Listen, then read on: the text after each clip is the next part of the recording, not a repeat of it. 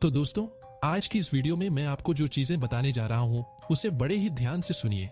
कारण यह है कि भारतीय वायुसेना की तरफ से यहाँ पर कुछ ऐसे सिग्नल्स दिए गए हैं जिन्हें हमें पकड़कर उनको गहन अध्ययन करके समझने की आवश्यकता है। इससे यहाँ पर भारतीय वायुसेना की स्ट्रेटेजी के बारे में पता चलता है। स्पेशली यहाँ पर वो चीज डिस्कस की जाएगी जिसको लेकर पिछले कुछ समय से लंबी चौड़ी बहस चल रही है, यानी स्टेल्थ एयरक्राफ्ट के प्रोक्योरमेंट को लेकर, जिसमें F-35 और साथ ही Su-7 को लेकर ऑप्शन बताए जा रहे हैं। यानी इन दोनों में से किसी एक को चुनकर हम लोग हमारी भविष्य की जरूरतों को पूरा कर लें।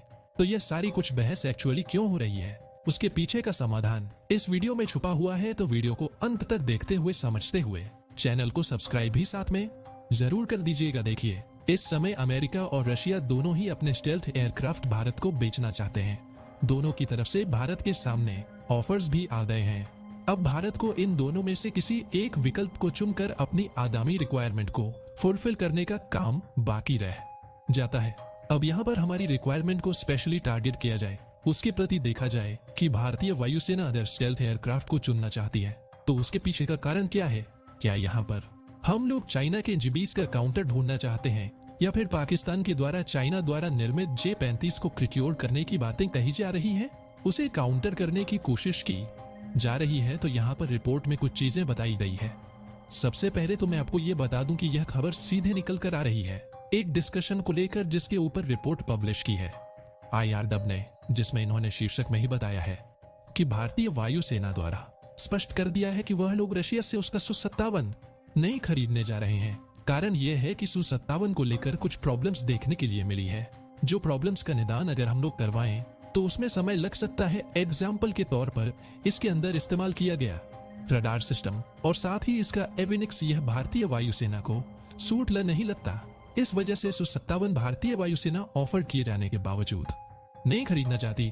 इसकी वजह वो लोग चाहते हैं कि हम लोग एमका के ऊपर ही ध्यान केंद्रित करें और एमका को ही जल्द से जल्द अपनी रिक्वायरमेंट को फुलफिल करने के लिए डेवलप करें। वो ज्यादा अच्छा विकल्प रहेगा।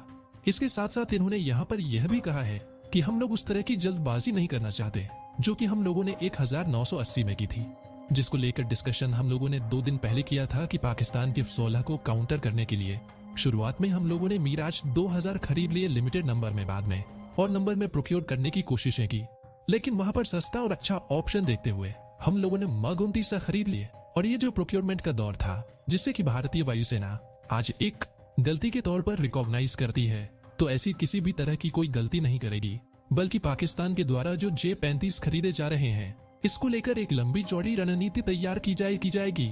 उस रणनीति के आधार पर ही इन्हें काउंटर करने के लिए ऑप्शन तलाश जाएंगे। और वायुसेना द्वारा यहाँ पर स्पष्ट कर दिया गया है कि एम का प्लेटफॉर्म जो होगा वह हमारी जरूरतों के हिसाब से ही उन्नत होगा और एग्जैक्टली उस जरूरत को फुलफिल करने में पूरी तरह से सक्षम होगा। इसलिए आवेगपूर्ण स्थिति का सामना करते हुए हम लोग जल्दबाजी में इसी तरह का कोई गलत निर्णय नहीं लेना चाहते। यह बात उन्होंने स्पष्ट कर दी है। यहाँ पर आपको जानकर आश्चर्य होगा कि इस रिपोर्ट में जो कन्वर्सेशन के बारे में बताया गया है, जिस डिस्कशन के बारे में बताया गया है, इसमें चाइना के J-20 का नाम तक नहीं लिया गया है। और मैं आपको यहाँ पर इसी बात को लेकर लॉजिक लगाने की बात कर रहा हूँ कि भारत का माइंडसेट यहाँ पर पूरी तरह से यह है कि अगर पाकिस्तान के द्वारा स्टेल्थ जेट खरीद लिए जाते हैं तो उन्हें हम लोग किस तरह से काउंटर करें, इसके आधार पर रणनीति तैयार करने की बातें कही जा रही है। यहाँ पर चाइना को काउंटर करने के लिए क्या हमारी रणनीति होगी और उसके लिए किस तरह के स्टेल्थ विमान खरीदे जाएं, इसको लेकर कोई भी डिस्कशन नहीं किया गया है। J-20 का नाम तक नहीं लिया गया है। तो कहने का मतलब यह है कि यहाँ पर भारतीय वायुसेना भी इस बात को लेकर कहीं ना कहीं अस्वस्थ तो है कि चाइना और भारत जिस पोजीशन पर है, इस पोजीशन में दोनों देशों के बीच में किसी तरह का कोई कॉन्फ्लिक्ट हो जाए, कोई युद्ध हो जाए, इसकी संभावनाएं न के बराबर है। कारण यह है कि दोनों ही देश एक दूसरे के लिए बहुत ही ज्यादा खतरनाक साबित हो सकते हैं। दोनों इक्वली पावरफुल है। No doubt upper hand China के पास जरूर है, क्योंकि उसकी मिलिट्री में जो इक्विपमेंट की मात्रा है वो बहुत ज्यादा है और पेपर पर ही सही एटलीस्ट, लेकिन एडवांसमेंट वहां पर दिखती है जो कि हमारे यहाँ पर कुछ हद तक लैग करती है। लेकिन फिर भी जो पास्ट में भी हम लोग डिस्कस कर चुके हैं कि भारत चाइना के बीच में किसी परिस्थिति में युद्ध हो जाता है तो यह युद्ध दशकों तक चल सकता है। कम से कम 10 साल तो यह युद्ध चलेगा।